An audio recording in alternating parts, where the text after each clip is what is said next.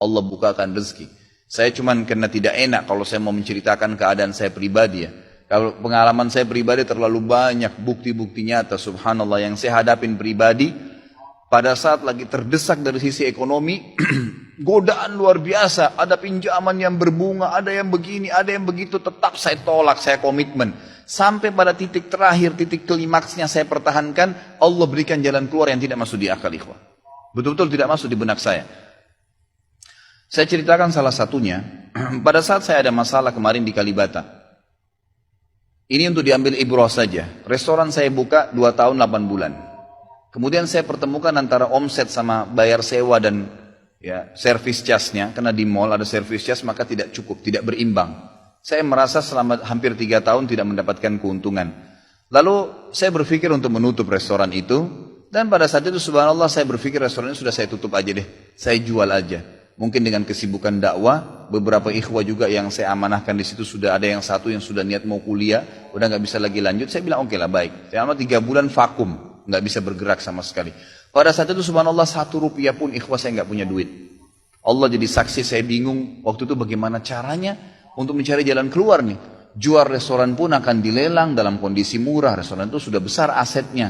Ini gimana caranya saya nggak punya duit. Mindahin ke tempat lain butuh uang untuk sewa. Gitu kan. Membuka lagi butuh uang yang baru untuk membayar sewa yang tertunggak. Gitu kan. Tidak dibongkar juga akan dibongkar paksa. Ini kalau ada waktu tentu sampai waktu tentu, kalau tidak ini akan dibongkar paksa. Subhanallah, godaan luar biasa. Ada yang masuk saya tidak tahu dari mana, SMS masuk ke HP saya, pinjaman dengan bunga yang ringan 250 juta sampai 750 juta terus dari banyak perbankan saya nggak tahu tiba-tiba masuk. Saya tidak pernah iyakan, selalu. Gitu kan. Saya cuma berusaha ikhtiar berdoa sama Allah, tawarin kepada orang kalau ada yang mau punya saham dengan saya. Subhanallah, pas titik klimaks 3 bulan kemarin 3 bulan tutup ya sementara dan saya sudah berpikir mau jual pun sempat saya tawarkan belum ada yang beli. Saya tiap hari saja berdoa. Di masjid ini saya kedatangan seseorang. Jemaah pengajian saya, bukan jemaah pengajian sebenarnya. Dia rutin mengikuti ceramah kita ya yang diupload di YouTube dan tinggal di Paris. Orang Indonesia, orang kita tapi tinggal di sana. Datang selama ini dia selalu kalau saya punya program gali sumur diikut. Ada program kemarin badal haji ditipin uangnya. Selalu program sosial diikutin sama dia. Subhanallah pada saat lagi dia bilang sama saya SMS, Ustaz saya mau ke Jakarta, saya ingin hadir pengajian Ustaz langsung. Saya bilang baiklah kalau gitu silahkan fadhal. Selesai pengajian kita waktu itu selesai jam 9 malam kurang lebih seperti jam-jam seperti ini. Lalu kemudian dia datang sebelah saya belum pernah lihat orangnya. Lalu dia salaman sama saya, dia bilang Ustaz saya Pak John Firdaus, dia bilang sama saya gitu. Terus saya bilang, oh iya Pak, saya belum paham nih. Dia bilang, saya yang dari Paris Ustaz. Oh antum, terus salaman lah, ngobrol-ngobrol. Sampai ke mobil gitu kan. Saya sempat kasih dia beberapa buku yang biasa saya bawa di mobil. Ini akhi, mungkin antum bisa baca-baca di sana sama keluarga dan seterusnya. Sebelum berpisah, dia bilang sama saya, Ustaz saya sempat bawa teman ke Kalibata. Kok saya mau ajak makan, tutup tempatnya Ustaz. Oh iya, ceritanya ada tunggakan pembayaran yang belum saya bayar dari sewanya karena tidak cukup antara omset penjualan dengan ini.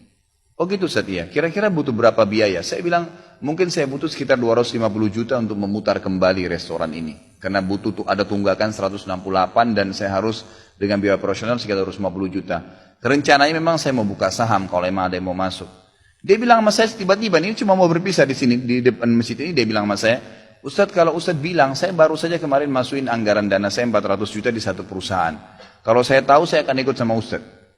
Ya sudahlah akhi, qadarullah nggak apa-apa gitu kan. Tapi kalau emang Ustaz mau, saya coba pikirkan nanti saya pertimbangkan. Kira-kira berapa? Saya bilang saya akan buka saham 250 juta itu 10% dari omset antum akan ambil. Karena aset restoran sekarang 2,5 M. Baiklah, dia bilang sama saya gitu. Saya pulang ke Paris ini, hari Senin saya berangkat, saya bicara sama istri, saya langsung kasih berita ke Ustaz lalu saya kasih. Baiklah saya bilang kalau begitu. Dia pulang, subhanallah, saya pikir ya sudahlah, ini mungkin dia mau pertimbangkan lagi. Malamnya, pada malam itu juga, dia tiba-tiba SMS ke saya, dia bilang, Ustaz setelah saya musyawarah sama istri, saya akan transfer ke Ustaz dengan jumlah 250 itu. Supaya bisa bergulir dan saya siap mengambil 10%-nya. Gitu kan, saya sujud syukur kepada Allah, Alhamdulillah ada jalan keluar gitu. Subhanallah saya ke Kalibata, saya bicara besoknya sama GM-nya, saya ngobrol, ini gimana jalan keluar, saya sudah ada duitnya sekarang dan mau diputar. Oh udah gak bisa Pak Khalid, ini kan sudah 3 bulan vakum. Udah gak bisa, harus Dibongkar, udah tutup, nggak bisa lagi. Kalau Pak Halid mau pindah tempat lain silakan. Atau mau buka sini kembali harus ganti nama. Baiklah, saya coba kembali kepada Allah SWT lagi berdoa, ya Allah berikan petunjuk, ada apa sebenarnya ini, bagaimana jalan keluarnya. Hati saya subhanallah cenderung untuk keluar, gitu kan. Udahlah mungkin saatnya untuk keluar dari situ, karena memang selama ini ada teman-teman saya berikan masukan juga yang sering datang, akhi di sini parkiran susah, akhi di sini kadang-kadang tidak ditahu dan seterusnya, lebih baik kalau ente keluar. Saya tiba-tiba berpikir mungkin saya keluar deh. Saya iseng aja di condet, saya mutar-mutar, coba deh saya cari ruko, mungkin ada. Dengan 250 juta daripada saya bayar ke Kalibata, mendingan saya sewa ruko, mungkin bisa sewa 2 tahun, ya, mungkin 75 juta, 100 juta per tahun, saya bisa dapat 2 tahun, lalu saya coba gulirkan lagi.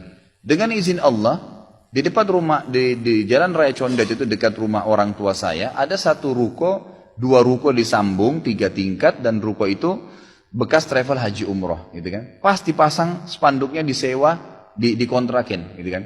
Saya langsung tanya, saya telepon, setelah saya tinjau beberapa lokasi, kemudian saya tanya telepon.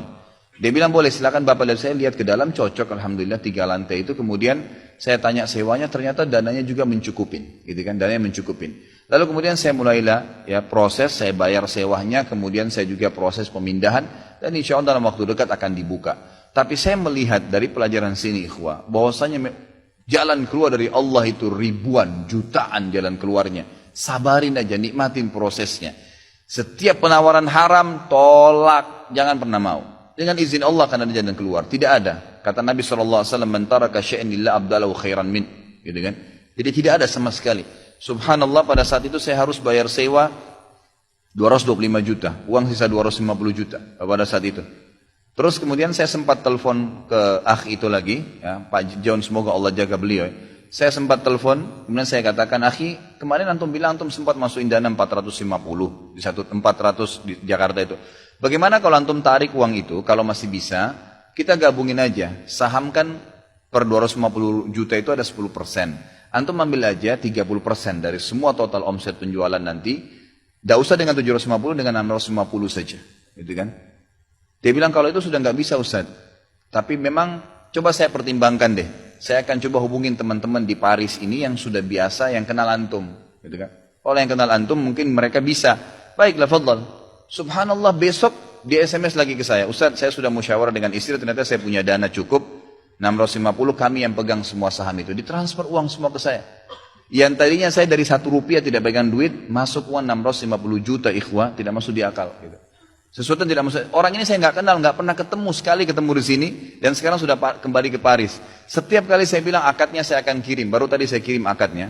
Sudah nggak apa-apa Ustaz, saya percaya. Akhi, ini bisnis loh, bisa untung rugi. Sudah paham Ustaz. Orang lain aja banyak bisnis dia rugiin saya nggak takut, apalagi sama Ustaz. Sudah silakan, alhamdulillah. Saya melihat Allah berikan jalan keluar yang sangat dimudahkan. Yang penting nikmatin prosesnya dan yakin kepada Allah SWT. Jangan takut. Jangan takut. Dan ada banyak kisah seperti dalam hidup saya yang saya mungkin sebagian tidak diceritakan gitu kan. Cuma ini tadi saya buka supaya memang bisa ada pengalaman. Karena rata-rata sini karena hanya masalah kekhawatiran saja.